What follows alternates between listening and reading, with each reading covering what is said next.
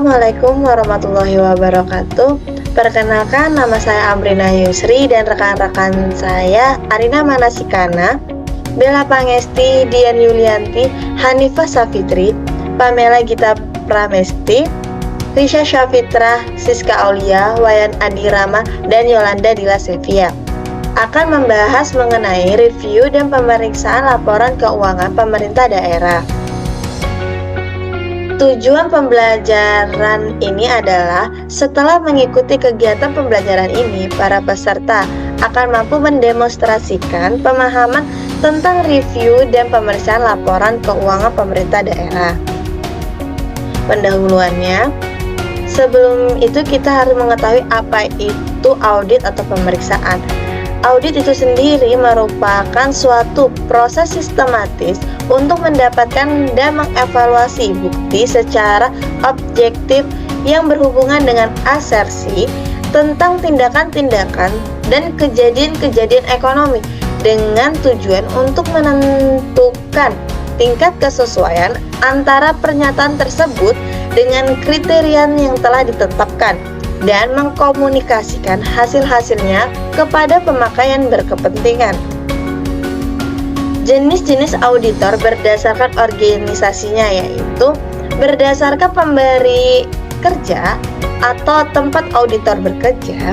Auditor dapat mengklasifikasikan menjadi akuntan publik, pemeriksa internal, auditor pemerintah yaitu BPKP, BPK, atau inspektorat di Departemen Pemerintah. Dasar-dasar pemeriksaan keuangan.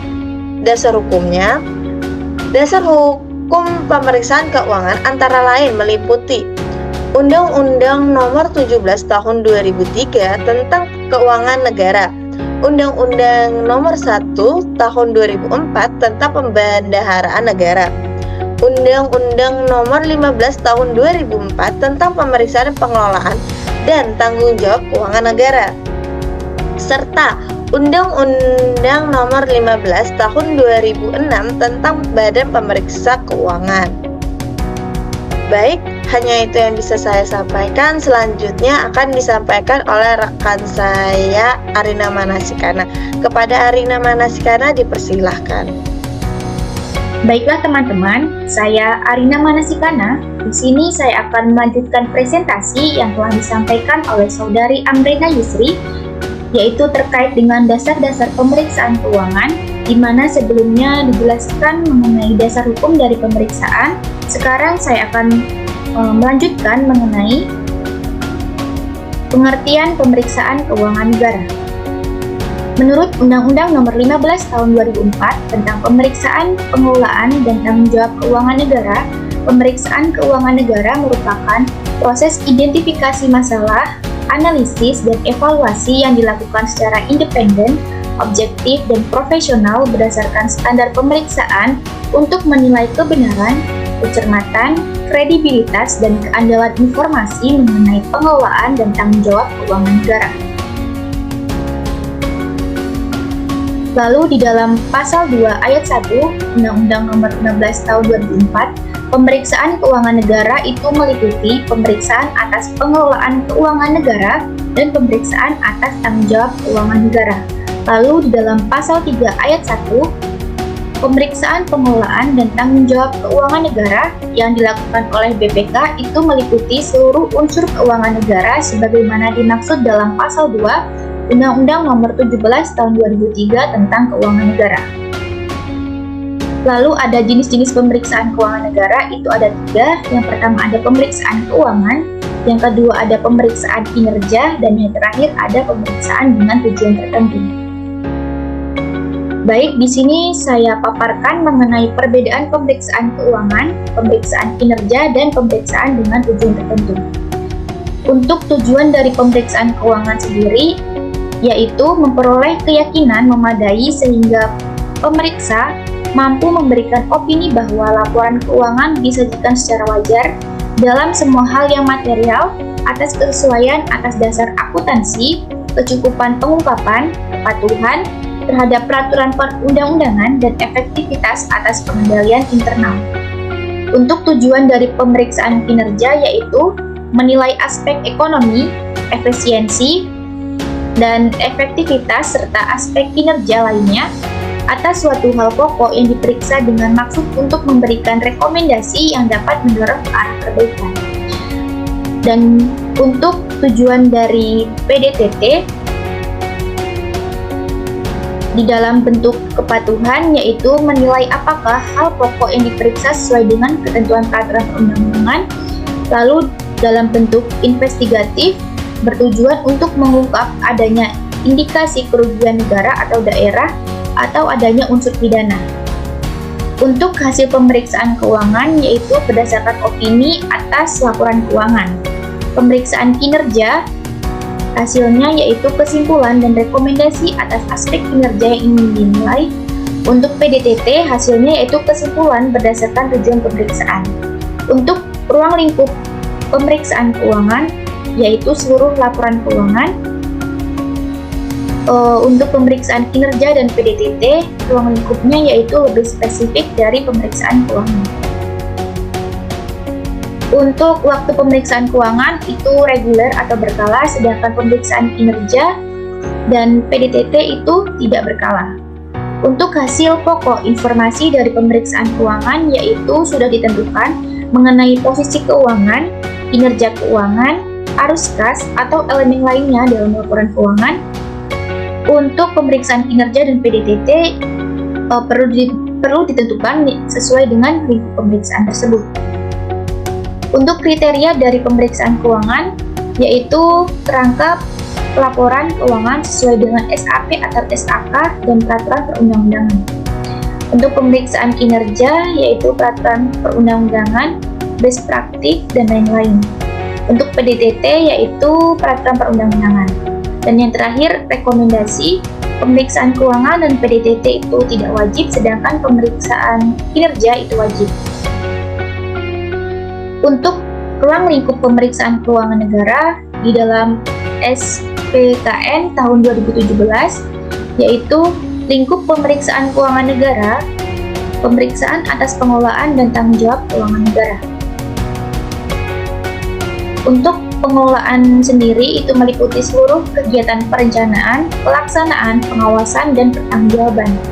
Sedangkan tanggung jawab adalah kewajiban untuk melaksanakan pengelolaan keuangan negara sesuai dengan prinsip-prinsip dan tata kelola yang baik. Untuk ruang lingkup keuangan negara itu ada 9. Yang pertama adalah hak negara untuk memungut pajak, mengeluarkan dan mengedarkan uang, dan melakukan pinjaman. Yang kedua, kewajiban negara untuk menyelenggarakan tugas layanan umum pemerintah negara dan membayar tagihan pihak ketiga. Yang ketiga ada penerimaan negara. Yang keempat ada pengeluaran negara. Yang kelima ada penerimaan daerah. Yang keenam ada pengeluaran daerah. Yang ketujuh ada kekayaan negara atau kekayaan dikelola sendiri atau pihak lain. Yang kedelapan ada kekayaan lain yang diakui pemerintah. Dan yang terakhir kekayaan pihak lain yang diperoleh dengan menggunakan fasilitas yang diberikan pemerintah. Baiklah, mungkin materi selanjutnya akan dilanjutkan oleh Saudari Bella Pangesti. Assalamualaikum warahmatullahi wabarakatuh. Perkenalkan, saya Bella Pangesti yang akan melanjutkan pemaparan materi yang telah disampaikan sebelumnya oleh teman saya, yaitu terkait dengan dasar-dasar pemeriksaan keuangan.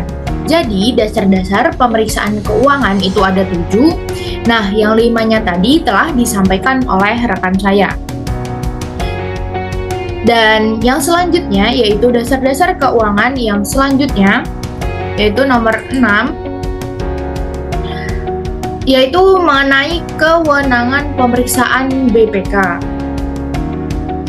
Berdasarkan Undang-Undang Nomor 15 Tahun 2004 Pasal 10 yang di dalamnya mengenai pelaksanaan tugas pemeriksaan BPK itu memiliki wewenang, ada 5 wewenang BPK, yaitu yang pertama meminta dokumen yang wajib disampaikan oleh pejabat atau pihak lain yang berkaitan dengan pelaksanaan pemeriksaan pengelolaan dan tanggung jawab keuangan negara. Yang kedua, mengakses semua data yang disimpan di berbagai media, aset, lokasi, dan segala jenis barang atau dokumen dalam penguasaan atau kendali dari entitas yang menjadi objek pemeriksaan atau entitas lain yang dipandang perlu dalam pelaksanaan tugas pemeriksaannya. Yang ketiga yaitu melakukan penyegelan tempat penyimpanan uang, barang, dan dokumen pengelolaan keuangan negara. Yang keempat, meminta keterangan kepada seseorang, dan yang terakhir kewenangan BPK itu yaitu memotret, merekam, dan atau mengambil sampel sebagai alat pemeriksaan. Untuk yang terakhir yaitu terkait dengan perbedaan PKN dengan pemeriksa sektor privat. Jadi ada beberapa perbedaan antara PKN dengan pemeriksaan sektor privat ini. Berdasarkan uraian itu ada perbedaan dalam hal pelaksanaan, objek, standar, dan kepatuhan terhadap peraturan perundang-undangan. Untuk audit sektor privat, pelaksanaannya yaitu dilakukan di kantor akuntan publik atau KAP, sedangkan audit sektor publik dilakukan di lembaga audit pemerintah atau KAP yang ditunjuk langsung oleh lembaga audit pemerintah. Nah, yang kedua yaitu berdasarkan objek. Jika audit sektor publik itu objeknya yaitu perusahaan atau entitas swasta, sedangkan audit sektor publik itu entitas, program, kegiatan, dan fungsi yang berkaitan dengan pelaksanaan, pengelolaan, dan tanggung jawab keuangan negara sesuai dengan peraturan perundang-undangan. Yang ketiga yaitu berdasarkan standar. Jika audit sektor privat itu standarnya yaitu SPAP atau sering disebut sebagai Standar Profesional Akuntan Publik, sedangkan audit sektor publik standar yang digunakan yaitu SPKN, di mana SPKN itu adalah standar pemeriksaan keuangan negara yang dikeluarkan langsung oleh BPK. Dan yang terakhir, kepatuhan terhadap perundang-undangannya untuk audit sektor privat itu tidak terlalu dominan dalam audit, sedangkan audit sektor publik itu kepatuhan terhadap perundang-undangan itu merupakan faktor yang sangat dominan karena kegiatannya itu di sektor publik dan sangat dipengaruhi oleh peraturan perundang-undangan yang berlaku. Selanjutnya yaitu terkait review dan pemeriksaan laporan keuangan.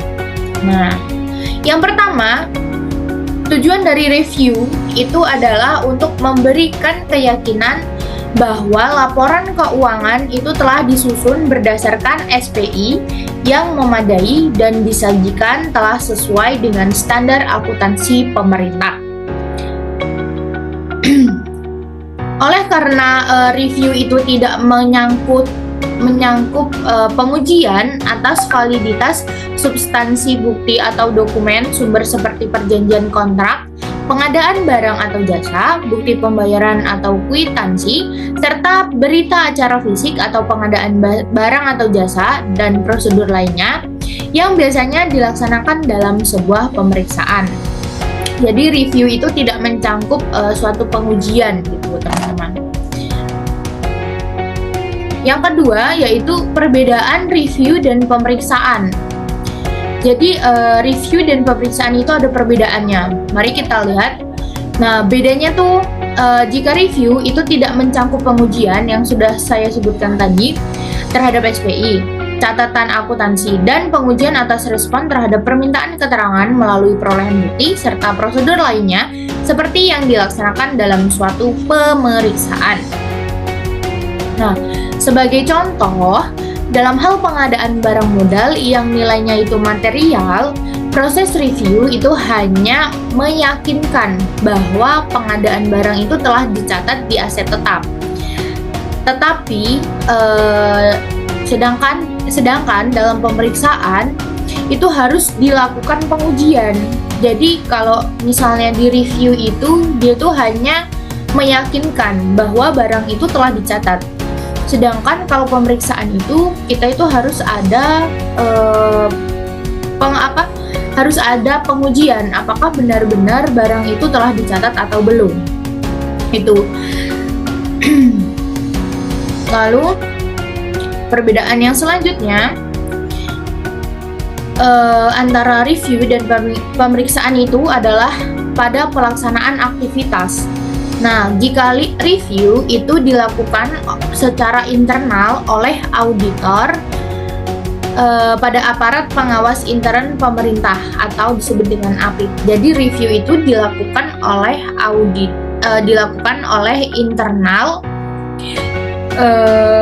internal audit, yaitu aparat pengawas internal pemerintah atau disingkat dengan APIP. Sedangkan pemeriksaan itu dilakukan oleh auditor eksternal seperti Badan Pemeriksa Keuangan Republik Indonesia atau BPK. Nah, berdasarkan ayat 1 pasal 49 Peraturan Pemerintah Nomor 60 Tahun 2008, APIP itu terdiri dari BPK, Inspektorat Jenderal atau nama lainnya yaitu secara fungsional itu melaksanakan pengawasan intern, Inspektorat Provinsi, dan Inspektorat Kabupaten atau Kota. Nah, yang melaksanakan review pada laporan keuangan pemerintah daerah itu adalah Inspektorat Provinsi untuk laporan keuangan provinsi dan Inspektorat Kabupaten atau Kota itu untuk review laporan keuangan pemerintah kabupaten atau kota. Jadi kalau untuk pemerintah pusat ya yang review itu adalah Inspektorat Provinsi. Sedangkan untuk pemerintah daerah yang mereview itu adalah Inspektorat Kabupaten atau Kota.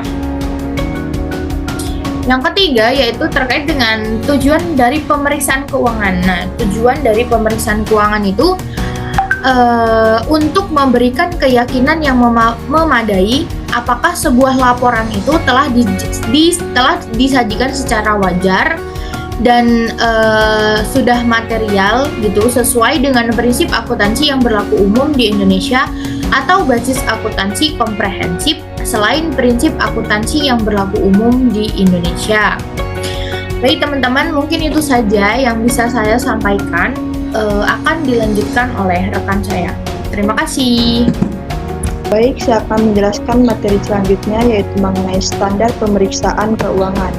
Menurut Peraturan Badan Pemeriksa Keuangan Republik Indonesia Nomor 1 Tahun 2017 yaitu mengenai standar pemeriksaan keuangan negara, adapun SPKN 2017 yaitu Peraturan BPK Nomor 1 Tahun 2017 tentang SPKN yaitu yang berisi dengan lampiran peraturan. Yang pertama yaitu kerangka konseptual, yang kedua yaitu PSP 100 mengenai standar umum, yang ketiga yaitu PSP 200 mengenai standar pelaksanaan, serta yang terakhir yaitu PSP 300 mengenai standar pelaporan.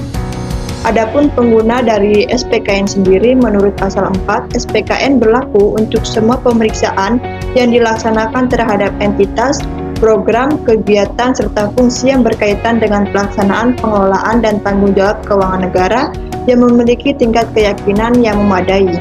Sedangkan menurut pasal 5, SPKN sendiri yaitu berlaku untuk BPK, yang kedua yaitu angkutan publik atau pihak lainnya yang melakukan pemeriksaan atas pengelolaan dan tanggung jawab keuangan negara untuk dan atas nama BPK. Yang ketiga yaitu angkutan publik yang melakukan pemeriksaan keuangan negara berdasarkan ketentuan undang-undang, serta yang terakhir yaitu aparat pengawas internal pemerintah yang melakukan audit kinerja dan audit dengan tujuan tertentu. Adapun materi selanjutnya yaitu mengenai asersi manajemen. Asersi manajemen adalah pernyataan manajemen yang terkandung di dalam komponen laporan keuangan. Pernyataan tersebut dapat bersifat implisit maupun eksplisit. Adapun asersi manajemen meliputi yang pertama yaitu keberadaan dan keterjadian, yang kedua yaitu kelengkapan, yang ketiga yaitu hak dan kewajiban, serta yang keempat yaitu penilaian dan pengalokasian, yang terakhir yaitu penyajian dan pengungkapan. Adapun penjelasan mengenai asersi manajemen, yang pertama yaitu asersi keberadaan dan keterjadian berhubungan dengan aspek yang pertama yaitu apakah aset, kewajiban, dan ekuitas yang tercantum dalam neraca dan catatan atas laporan keuangan atau CALK memang benar-benar ada pertanggal neraca.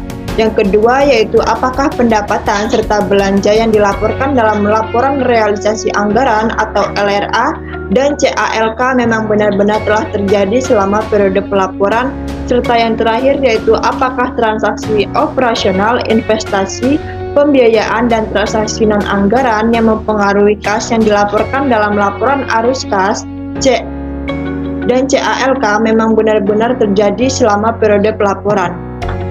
Yang kedua yaitu asersi kelengkapan, yaitu berhubungan dengan jaminan bahwa semua transaksi dan rekening yang seharusnya telah disajikan dalam laporan keuangan memang telah tercermin dalam laporan keuangan dan tidak ada hal-hal yang material atau signifikan yang tertinggal dan tidak diungkapkan. Yang ketiga yaitu asersi hak dan kewajiban, berhubungan dengan keyakinan bahwa aset yang disajikan dalam laporan keuangan memang benar-benar hak entitas dan bahwa hutang yang disajikan dalam laporan keuangan memang benar-benar kewajiban entitas per tanggal laporan keuangan. Yang keempat yaitu asersi penilaian, yaitu berhubungan dengan keyakinan bahwa akun-akun yang disajikan dalam laporan keuangan telah mencerminkan nilai yang semestinya. Serta yang terakhir yaitu asersi penyajian dan pengungkapan, berhubungan dengan jaminan bahwa akun-akun yang disajikan dalam laporan keuangan telah diklasifikasikan, dijelaskan, dan diungkapkan secara semestinya. Oke, saya akan melanjutkan pembahasan dari saudari Dian tentang contoh asersi atas suatu akun.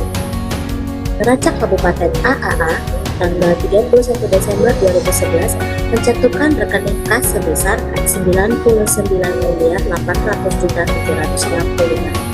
Question: apa asersi atas akun kas tersebut? Dan untuk yang E, selanjutnya tentang metodologi pemeriksaan. Nah, ini teman-teman untuk metode pemeriksaan. Teman-teman bisa lihat di share screen saya. Share ya. Ini ada tentang perencanaan, tentang pelaksanaan, dan tentang pelaporan. Selanjutnya tahap-tahapan pemeriksaan.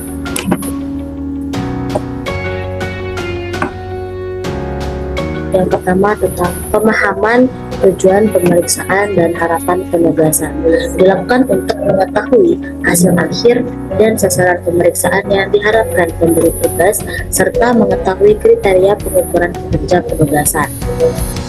Kemudian pemahaman entitas dan proses bisnis, bertujuan untuk mendapatkan pemahaman yang mendalam dan memadai mengenai proses kerja secara umum dan risiko terkait dari tiap proses kerja spesifik entitas. Selanjutnya tentang pemahaman hasil pemeriksaan sebelumnya. Memahami proses kerja entitas dan risiko-risiko terkait berdasarkan hasil umum pelaksanaan tindak lanjut. Pelaksanaan prosedur analitis awal adalah untuk membantu pemeriksaan dalam pemeriksaan sifat, saat, dan lingkup untuk prosedur-prosedur lainnya di tahun selanjutnya. Dan pemahaman atas SPM bertujuan mengkaji pengendalian interan entitas dalam menjalankan kegiatannya secara efektif dan efisien serta mengkaji kemungkinan terjadinya kesalahan dan kecurangan. Kemudian tentang interan dan SPI-nya. SPI terdiri dari kebijakan, struktur, prosedur, proses, tugas, dan faktor-faktor lainnya yang membantu entitas untuk merespons dengan tepat resiko ketidakpatuhan. Komponen SPI antara lain 1. Pengendalian, 2. Proses penilaian risiko entitas, 3. Aktivitas pengendalian sistem informasi dan komunikasi, terakhir pemantauan yang relevan dengan pemeriksaan. Terima kasih. Dilanjutkan kepada rekan saya yaitu Pamela. Terima kasih.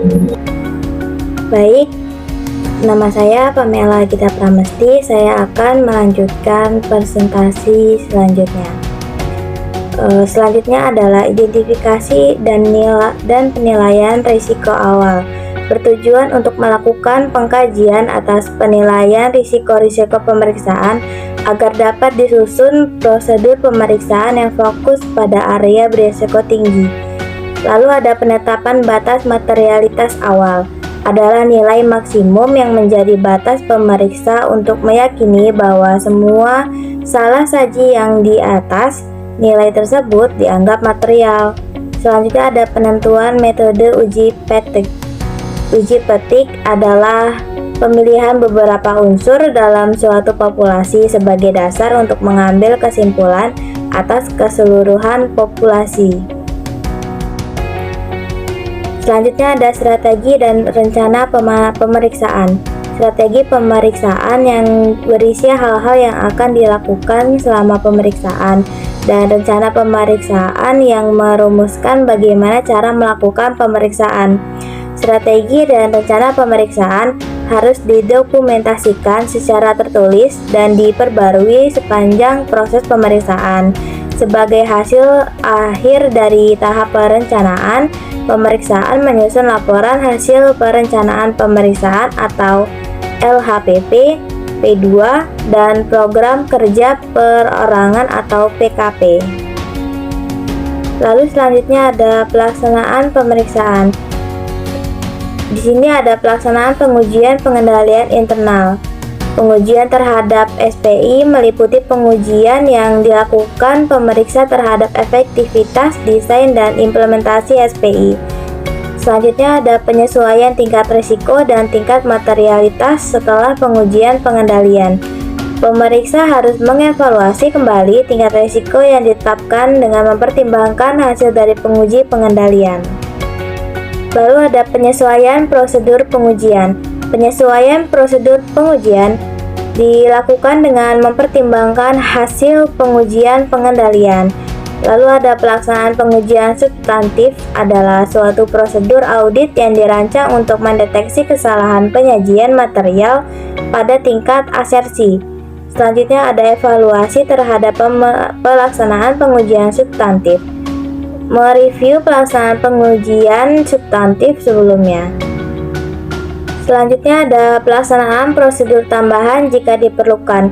Ini dilakukan apabila pemeriksa ketika dalam proses pengujian pengendalian atau pengujian substantif menemukan hasil yang tidak sesuai dengan ekspektasi. Lalu ada penyusunan dan penyampaian temuan pemeriksaan dan jurnal penyesuaian atau koreksi. Penyampaian temuan-temuan pemeriksaan hasil pembahasan sebagai tahap akhir dari pemeriksaan di lapangan. Selanjutnya ada perolehan surat representasi, pelaksanaan prosedur analitis akhir, penilaian resiko, dan materialitas akhir. Lalu ada perolehan dan analisis bukti. Pertama, bukti pemeriksaan adalah informasi yang digunakan oleh pemeriksa dalam menentukan kesesuaian hal pokok dengan kriteria pemeriksaan. Lalu, proses pengumpulan bukti dilakukan sampai pemeriksa yakin bahwa bukti telah cukup dan tepat untuk mendukung kesimpulan. Lalu, kuantitas bukti yang diminta tergantung pada resiko pemeriksa. Semakin tinggi resiko, bukti yang harus didapatkan semakin banyak. Lalu, kualitas bukti juga tergantung pada resiko pemeriksaan. Sekian dari saya, terima kasih. Presentasi selanjutnya akan dilanjutkan oleh Risya Safitra.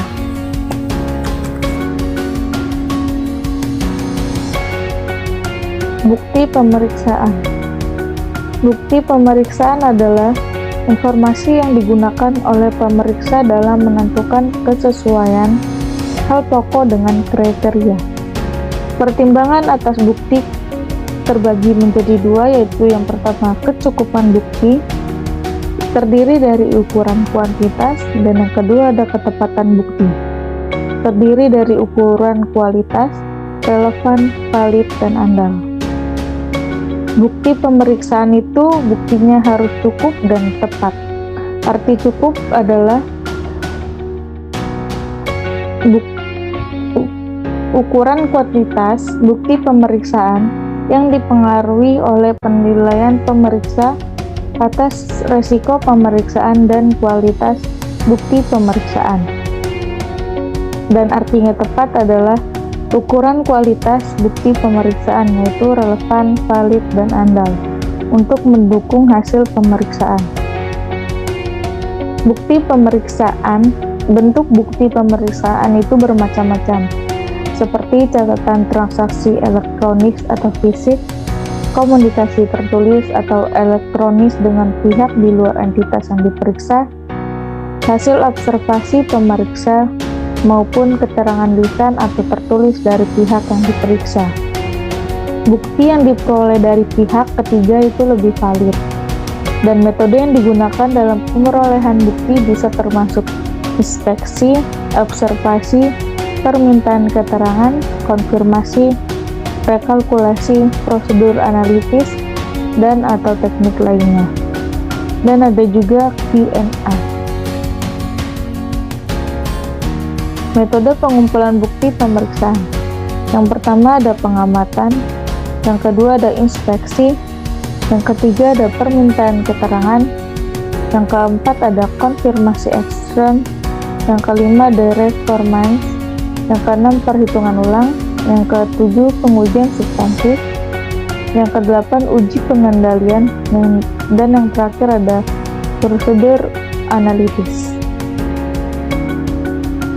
Pengembangan temuan pemeriksaan. Unsur temuan yang harus ada adalah kondisi, kriteria, dan akibat. Unsur sebab bersifat opsional, tergantung dengan kedalaman pengujian yang dilakukan pemeriksa untuk dapat menentukan penyebab utama dari ketidakpatuhan yang timbul. Hal-hal yang perlu diperhatikan dalam menyusun suatu temuan pemeriksaan. Yang pertama ada mengakomodasi tujuan pemeriksaan yang telah ditetapkan. Yang kedua ada pengungkapan unsur-unsur temuan disesuaikan dengan tujuan pemeriksaan kepatuhan. Yang ketiga didukung oleh bukti-bukti pemeriksaan yang cukup kompeten dan relevan. Yang keempat disajikan dalam suatu urutan yang logis, akurat, dan lengkap. Dan terakhir ada hasil dari proses analisis bukti-bukti pemeriksaan oleh tim pemeriksa di lapangan. Langkah penyusunan temuan pemeriksaan yang pertama ada melakukan analisis hasil pengujian bukti untuk mengidentifikasi adanya perbedaan atau gap yang signifikan antara kondisi dan kriteria. Yang kedua, mengidentifikasi dampak yang ditimbulkan dari perbedaan untuk mengetahui akibat dan sebab. Apabila terdapat perbedaan yang signifikan antara kondisi dengan kriteria. Yang ketiga, menyusun unsur-unsur temuan pemeriksaan dari temuan tersebut.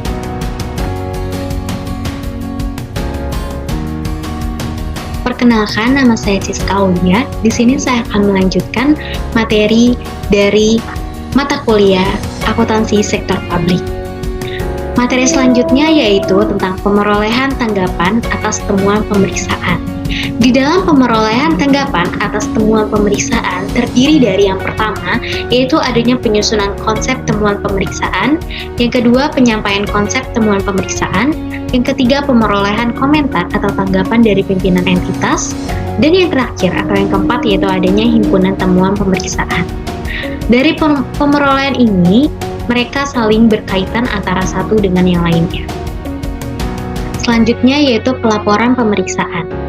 Laporan hasil pemeriksaan atau LHP merupakan bukti penyelesaian penugasan bagi pemeriksa yang dibuat dan disampaikan kepada pemberi tugas. Selanjutnya yaitu penyusunan dan pembahasan konsep atas laporan keuangan.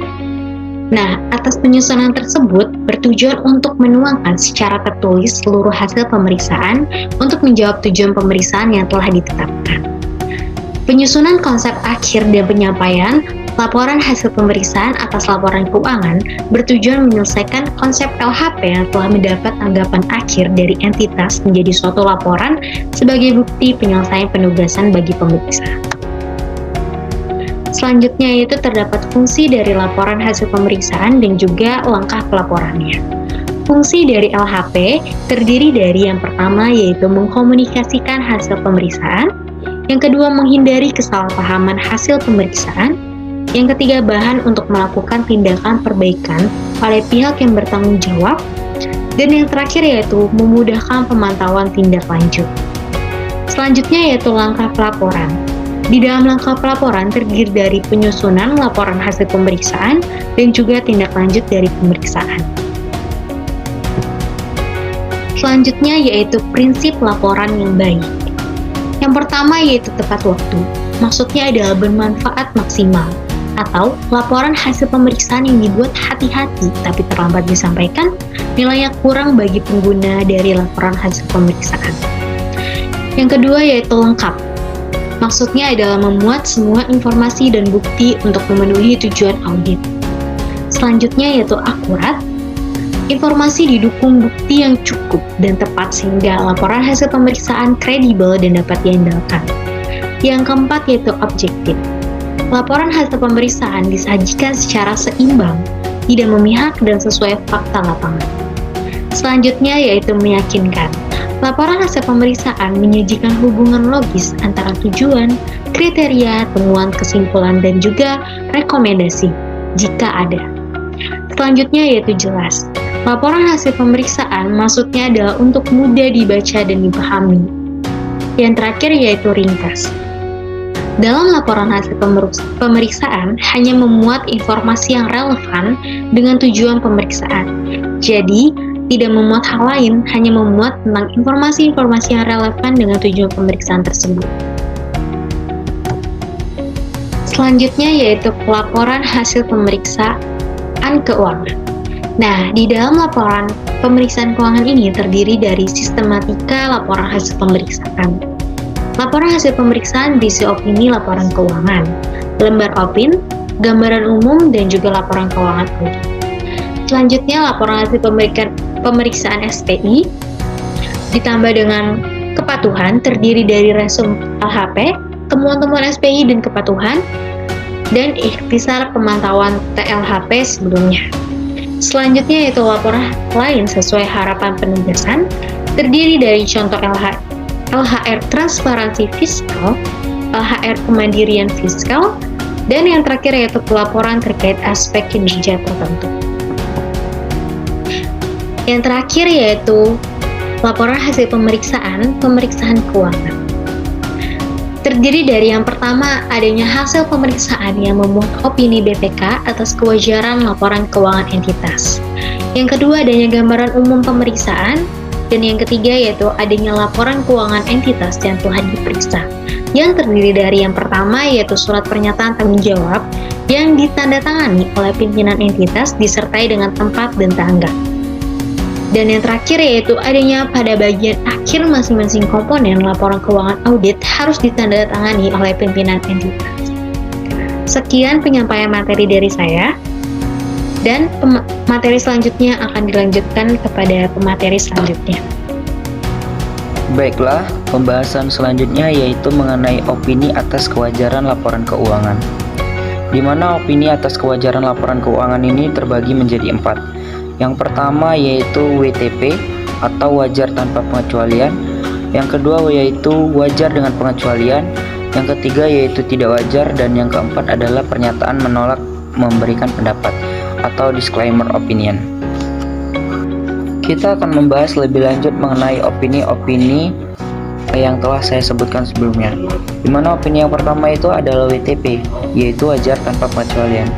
Di mana seorang pemeriksa akan memberikan opini ini apabila memenuhi beberapa syarat sebagai berikut. Di mana syarat yang pertama adalah bukti pemeriksaan yang cukup memadai telah terkumpul dan pemeriksa telah melaksanakan penugasan sedemikian rupa sehingga mampu menyimpulkan bahwa ketiga standar pekerjaan lapangan telah dipatuhi. Untuk syarat yang kedua yaitu semua aspek dari standar umum SPKN telah dipatuhi dalam penugasan pemeriksaannya. Yang ketiga yaitu seluruh laporan keuangan, di mana dalam laporan keuangan ini tercantum dengan adanya neraca, laporan realisasi anggaran, laporan arus kas LPSAL, dan laporan perubahan ekuitas serta catatan atas laporan keuangan telah lengkap disajikan. Beberapa laporan keuangan yang disajikan telah sesuai dengan SAP. Hal ini juga berarti bahwa pengungkapan informatif yang cukup telah tercantum dalam catatan laporan keuangan, serta bagian-bagian lainnya dari laporan keuangan tersebut. Dan untuk syarat yang terakhir dari wajar tanpa pengecualian atau WTP adalah tidak terdapat situasi yang membuat pemeriksa merasa perlu untuk menambahkan sebuah paragraf. Paragraf yang dimaksud adalah paragraf penjelasan atau setidaknya tidak ada modifikasi kalimat dalam laporan pemeriksaan. Ini artinya adalah syarat yang apa adanya sesuai dengan fakta yang ada. Pembahasan selanjutnya yaitu mengenai WDP, yaitu wajar dengan pengecualian. Jika tadi kita membahas tentang WTP, maka selanjutnya kita akan membahas tentang WDP, di mana wajar dengan pengecualian ini adalah seorang pemeriksa akan memberikan opini ini apabila kondisi pemeriksa yaitu adanya penyimpangan dari prinsip akuntansi atau salah saji. Terus ada juga apabila terdapat bukti pemeriksaan yang cukup memadai, dapat menyimpulkan bahwa salah saji yang terjadi baik adalah material tapi tidak pervasif terhadap laporan keuangan. Wajar dengan pengecualian juga adalah seorang pemeriksa di mana dia akan memberikan opini dengan adanya pembatasan lingkup atau dalam bahasa lainnya adalah ketidakcukupan bukti. Tidak dapat memperoleh bukti pemeriksaan yang cukup memadai untuk dijadikan dasar opini. Hal ini juga adalah bagian dari wajar dengan pengecualian. Setelah WDP, kita akan membahas mengenai TW atau tidak wajar, atau dalam bahasa Inggrisnya adalah adverse opinion, di mana seorang pemeriksa akan memberikan opini tidak wajar apabila ketika memeriksa setelah memperoleh bukti pemeriksaan yang cukup memadai, ternyata menyimpulkan bahwa penyimpangan dari prinsip akuntansi atau salah saji. Hal ini juga berhubungan dengan WDP sebelumnya, di mana dalam WDP juga terdapat adanya salah saji. Nah, dalam tidak wajar, apabila terdapat atau ditemukannya salah saji, maka hal ini dapat dijadikan sebuah opini tidak wajar, baik secara individual maupun agregat. Dalam hal ini, material dan pervasif pada laporan keuangan, sifat pervasifnya adalah berpengaruh secara keseluruhan. Di antaranya dapat dilihat dari kompleksitas, proporsinya terhadap laporan keuangan secara keseluruhan, dan persyaratan pengungkapan yang bersifat fundamental. Inilah di mana seorang pemeriksa itu dapat mengungkapkan suatu opini yang tidak wajar. Selanjutnya adalah opini tidak memberikan pendapat. Seorang pemeriksa dapat memberikan opini ini apabila menemui kondisi pemeriksaan di mana laporan keuangan tidak dapat diyakini wajar atau tidak dalam semua hal yang material sesuai dengan SAP ya. Ketidakyakinan tersebut dapat disebabkan oleh pembatasan lingkup pemeriksaan dan atau terdapat keraguan atas kelangsungan hidup entitas. Nah, alasan yang menyebabkan menolak atau tidak dapat menyatakan pendapat harus diungkap dalam LHP yang memuat opini tersebut. Setelah kita membahas beberapa opini kewajaran laporan keuangan, kali ini kita akan membahas mengenai faktor-faktor yang mempengaruhi opini. Faktor yang pertama yaitu adanya pembatasan lingkup audit atau kecukupan bukti, di mana dalam faktor pertama ini itu terdapat 3 elemen, di mana elemen pertama yaitu keadaan di luar kendali entitas. Elemen yang kedua yaitu keadaan terkait sifat dan waktu penugasan. Kemudian yang satu lagi ada pembatasan oleh manajemen. Dalam pembatasan lingkup audit atau kecukupan bukti yang telah saya sebutkan tadi, ada yang namanya keadaan di luar kendali entitas. Apa yang dimaksud dengan keadaan di luar kendali entitas? Nah, ini adalah contohnya seperti adanya catatan akuntansi hancur akibat karena adanya kebakaran, atau hal lain seperti adanya catatan akuntansi ini telah disita oleh aparat pemerintah dalam kurun waktu yang tidak dapat ditentukan. Jika keadaan di luar kendali entitas ada catatan akuntansi yang hancur dan ada catatan yang tersita oleh aparat pemerintah, maka dalam keadaan terkait sifat dan waktu penugasan itu adanya waktu yang tersedia untuk perhitungan persediaan itu tidak cukup ternyata. Nah, dalam pembatasan oleh manajemen itu misalkan adanya pembatasan manajemen terhadap auditor yang melaksanakan prosedur peninjauan fisik, kemudian konfirmasi kepada pihak ketiga ataupun pembatasan lainnya. Baiklah, bismillahirrahmanirrahim. Saya akan melanjutkan presentasi dari teman saya yaitu Wayan Adi Rama. Selanjutnya terdapat faktor-faktor yang mempengaruhi opini. Yang kedua yaitu penyimpangan dari prinsip akuntansi atau salah saji. Kesesuaian pilihan kebijakan akuntansi, di mana kebijakan akuntansi yang dipilih tidak konsisten dengan kerangka pelaporan keuangan yang berlaku atau laporan keuangan, termasuk catatan terkait tidak mempresentasikan transaksi dan juga kejadian yang sebenarnya, sehingga penyajian yang wajar tidak dapat dilakukan. Selanjutnya ada penerapan kebijakan akuntansi terpilih, di mana manajemen tidak secara konsisten menerapkan kebijakan akuntansi, termasuk ketika manajemen tidak konsisten menerapkan suatu kebijakan akuntansi secara konsisten antar periode atau antar transaksi yang sejenis, atau terjadi kesalahan penerapan kebijakan akuntansi di dalamnya. Dan yang terakhir yaitu kesesuaian atau kecukupan pengungkapan dalam laporan keuangan, di mana laporan keuangan tidak memasukkan semua hal yang perlu diungkapkan sesuai yang dipersyaratkan dalam standar akuntansi pemerintah, atau pengungkapan dalam laporan keuangan tidak disajikan sesuai dengan SAP, atau laporan keuangan tidak mengungkapkan hal-hal yang dipersyaratkan untuk mencapai penyajian yang wajar. Selanjutnya yaitu dasar penetapan opini. Yang pertama ada kesesuaian dengan standar akuntansi pemerintah atau SAP. Yang kedua kecukupan pengungkapan. Yang ketiga kepatuhan terhadap peraturan perundang-undangan. Dan yang terakhir ada efektivitas sistem pengendalian intern.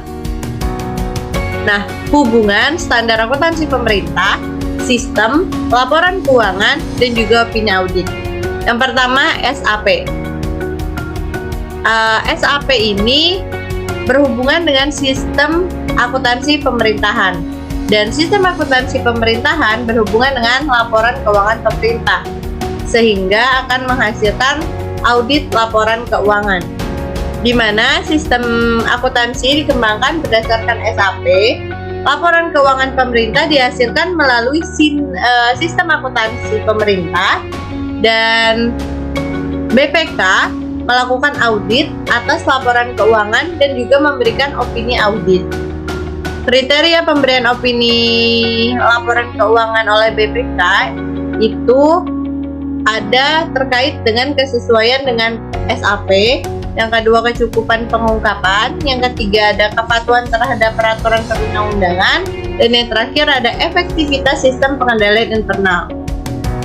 Untuk opini audit sendiri itu ada 4, wajar tanpa pengecualian, wajar dengan pengecualian, tidak wajar, dan tidak menyatakan opini. Untuk selanjutnya ada komunikasi pemeriksaan. Pemeriksa melakukan komunikasi yang efektif selama proses pemeriksaan oleh yang diperiksa. Dilakukan pada semua tahap pemeriksaan, mulai dari tahap perencanaan sampai dengan tahap pelaporan. Di dalamnya, untuk mengkomunikasikan kriteria pemeriksaan, ketidaksesuaian dengan kriteria, dan juga kesulitan dalam melakukan pemeriksaan. Bentuk dari komunikasi perlu disesuaikan dengan kondisi dengan mempertimbangkan waktu komunikasi dan juga bentuk komunikasi. Apakah dilakukan secara lisan atau mungkin tertulis, atau mungkin bisa saja keduanya, kepada pihak yang bertanggung jawab. Komunikasi pemeriksaan.